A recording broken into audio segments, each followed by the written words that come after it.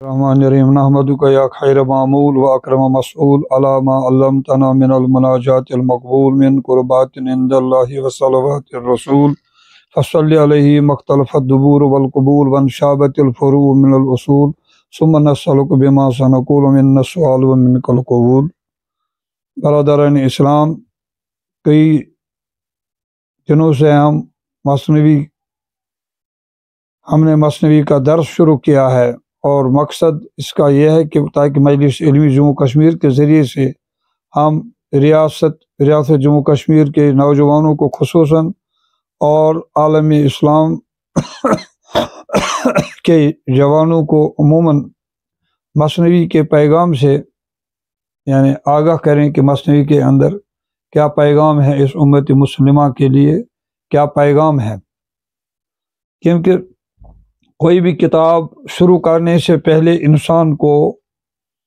یہ علم ہونا چاہیے کہ اس کتاب کے اندر کون سا مضمون بیان کیا گیا ہے۔ جو شخص قرآن کریم کا مطالعہ کرنا چاہتا ہے اس کو بھی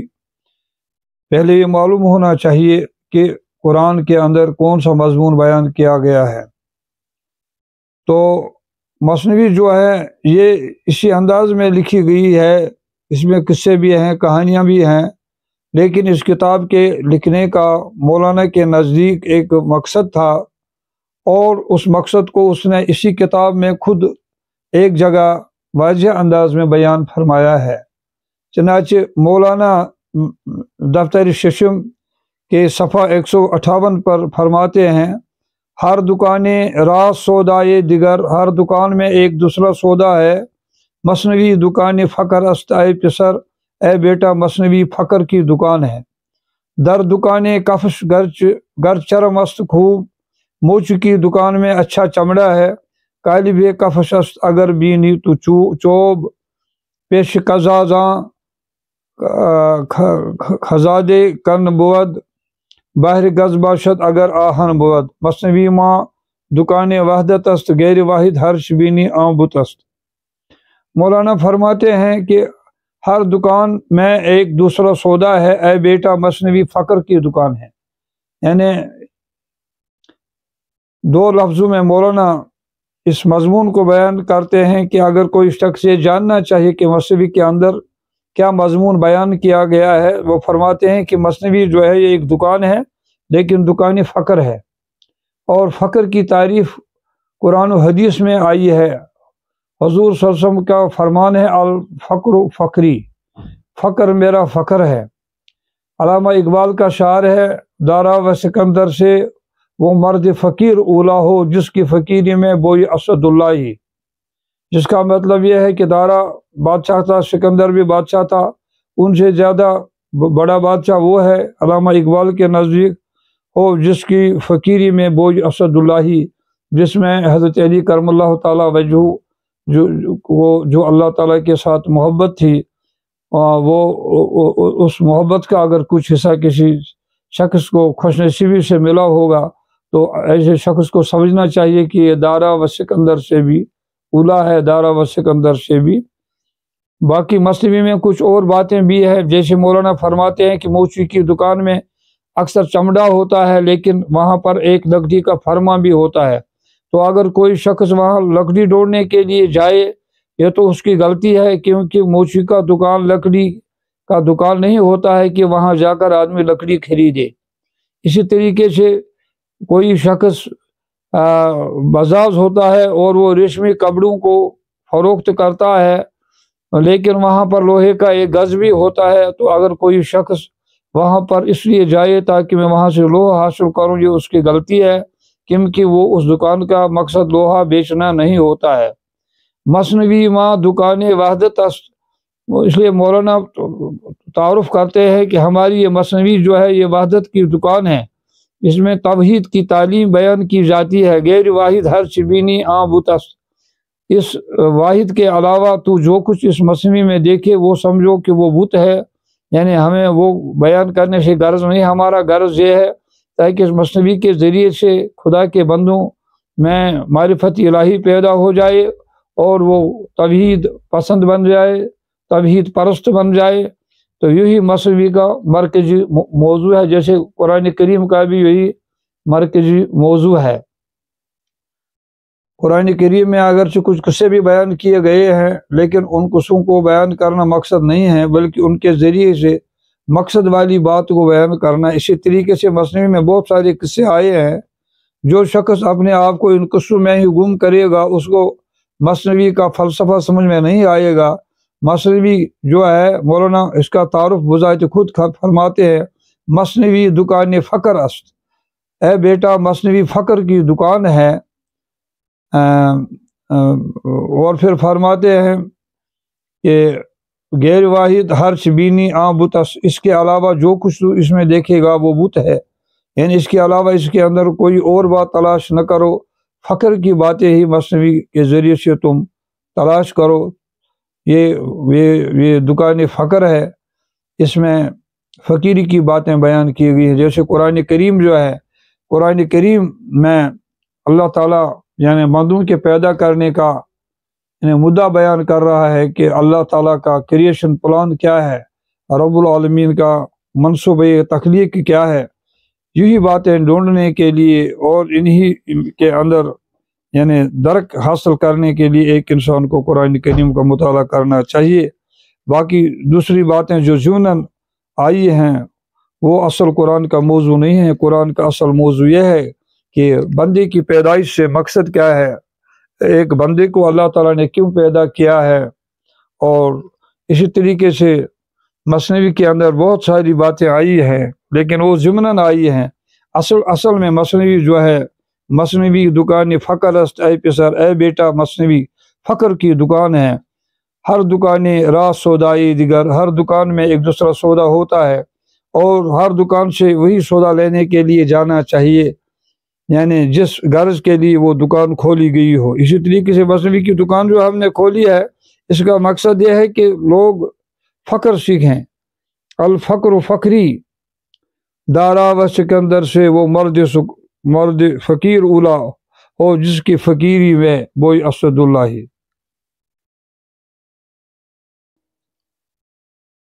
مصنوی شریف کے دروس جاری ہیں، اور آج اس سلسلے میں ایک اور درس ہے جس کا عنوان مولانا رومی رحمۃ اللہ تعالیٰ علیہ نے مصنوی شریف میں یہ بنایا ہے، قصے بازرگاہ بہندوستان تجارت میں رفت و پیغام دادن توتی محبوس بتوتی یعنی ہندوستان، جس کا ترجمہ یہ بنتا ہے کہ ایک سوداگر کا قصہ جو ہندوستان کو تجارت کے لیے جا رہا تھا، اور ایک قیدی طوطی کا ہندوستان کی طوطیوں کو پیغام دینا۔ قصہ اس طرح سے ہے کہ ایک سوداگر نے ارادہ کیا کہ وہ ہندوستان کے سفر پر روانہ ہو جائے، اور اس کے گھر کے اندر اس کا عیال بھی تھا، اور لکھتے ہیں کہ ایک طوطی بھی وہاں پر تھی جو محبوس تھی، پنجرے میں بند رکھی گئی تھی۔ تو جس وقت ہندوستان کی طرف روانہ ہونے لگا، اس نے اپنے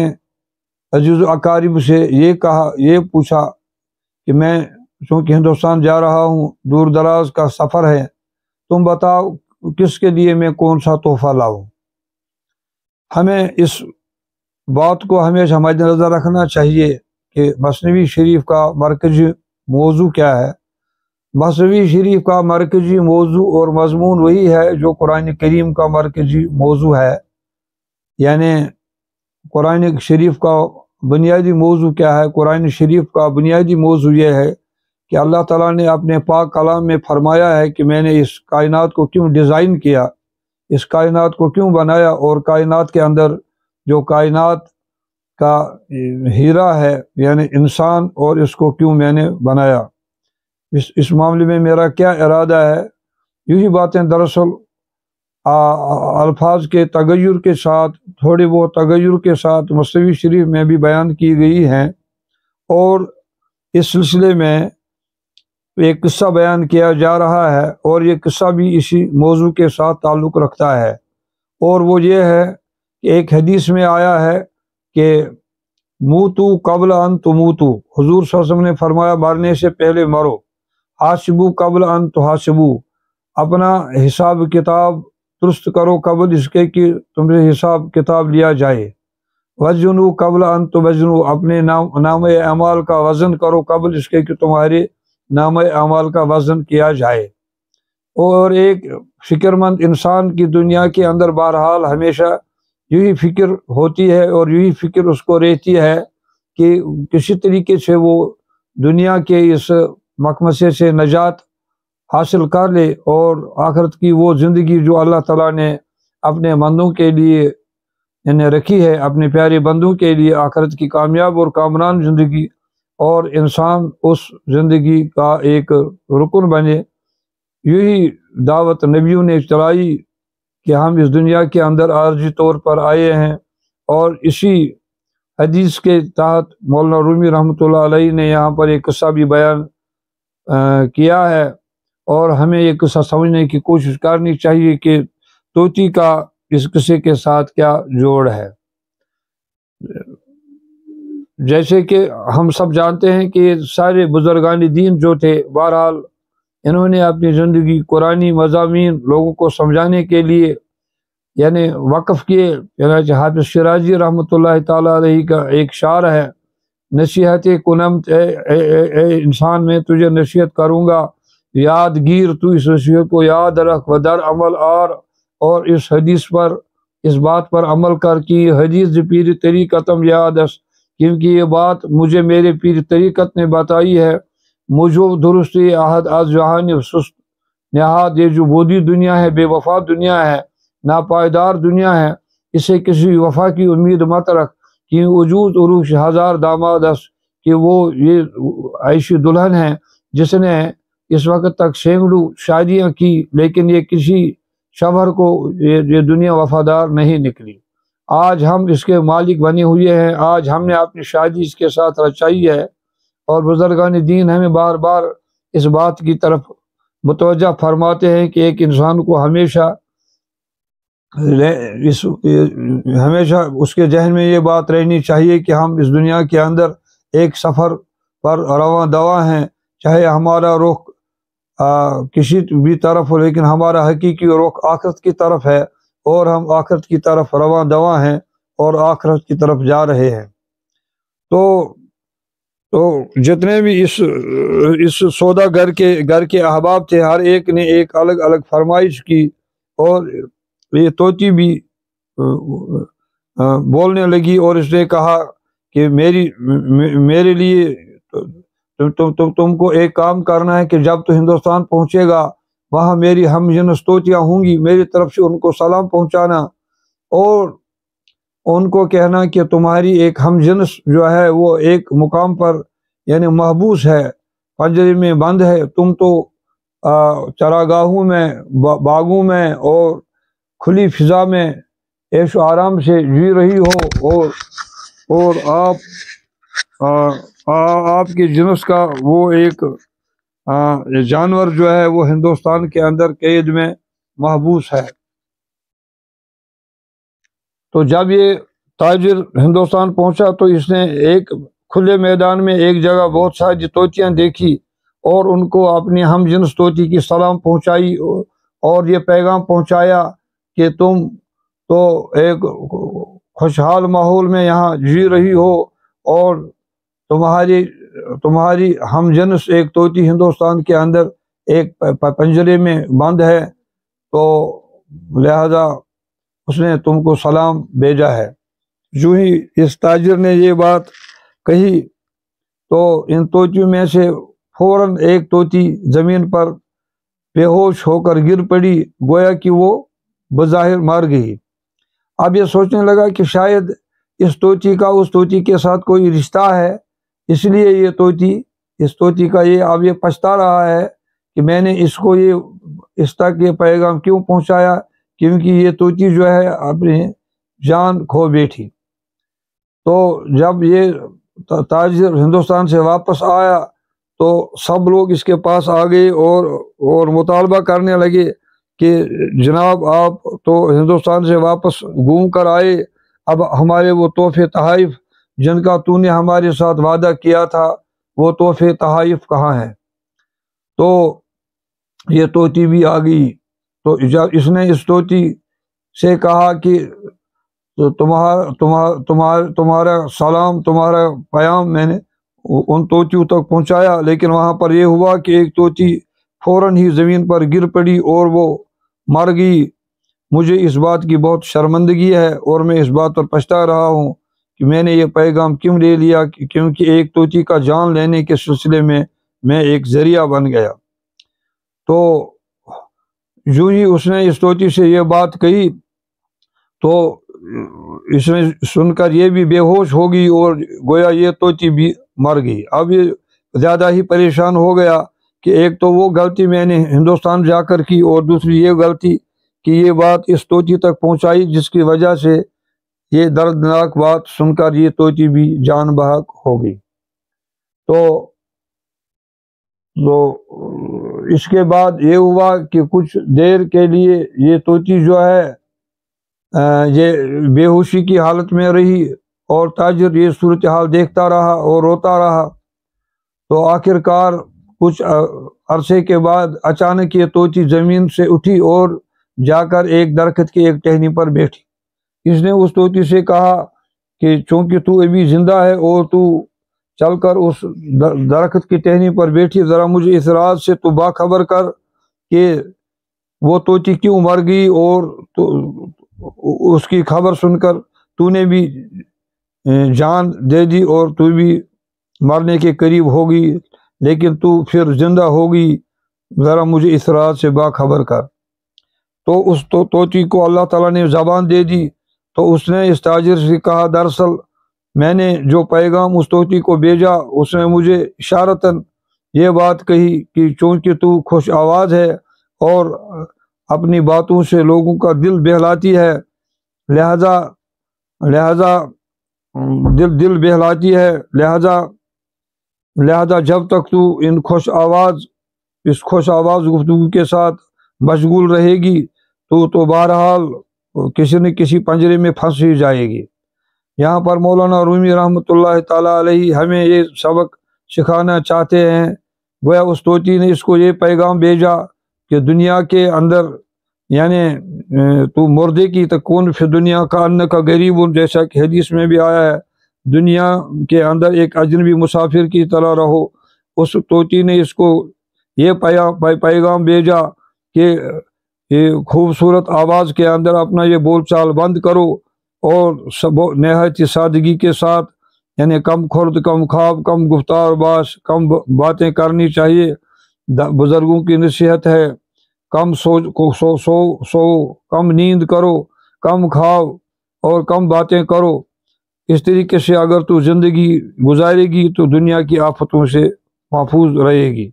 یہ پیغام تھا۔ یہ تو اشاروں کی زبان ہے، اور اشاروں کی زبان ہوشیاروں کی زبان ہے، اور اشاروں کی زبان انٹرنیشنل لینگویج ہے۔ یعنی اگر ایک ملک کا آدمی دوسرے ملک کی زبان کو نہیں سمجھ پاتا ہے تو اشاروں سے آپس میں ایک دوسرے کو بات سمجھانے کی کوشش کرتے ہیں۔ تو دراصل اس طوطی نے اس کو یہ جواب دے دیا کہ اپنے آپ کو مردہ بناؤ، یعنی چم کھم کے ساتھ مت رہو، یعنی اپنی خوش آوازی کے ساتھ لوگوں کو زیادہ خوش کرنے کی کوشش مت کرو۔ مطلب یہ ہے کہ یعنی پورا امن اور خاموش زندگی گزارو، اور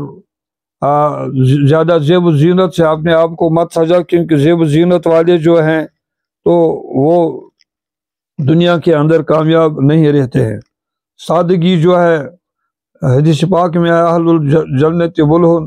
جنتی لوگ جو ہیں وہ نہایت ہی سادہ قسم کے لوگ ہوں گے۔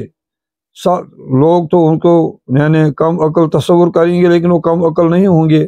لیکن وہ سیدھے سادے لوگ ہوں گے، اور وہی جنتی لوگ ہیں۔ دراصل اس طوطی نے اس کو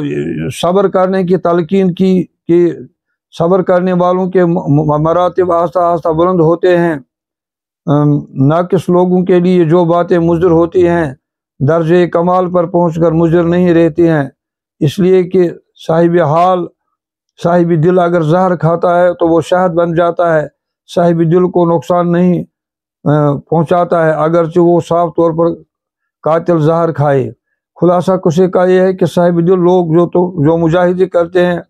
اگرچہ وہ ظاہر پرستوں کے خیال کے مطابق نقصان دہ ہوتے ہیں، لیکن کاملین کو ان سے کوئی نقصان نہیں پہنچتا ہے، بلکہ ان کے لیے اس سے ترقی کے دروازے کھلتے ہیں۔ مدت میں بائے دش لب دوختن، مولانا رومی ایک قیمتی نصیحت فرماتے ہیں، بہت مدت تک کے بھی اپنے ہونٹوں کو یعنی سینا پڑتا ہے، باتیں بہت کم کرنی پڑتی ہیں۔ از سخن گویاں سخن آموختن، یعنی از سخن گویاں سخن آموختن، اور تاکہ انسان جو سخن گو ہوں ان سے باتیں سیکھے۔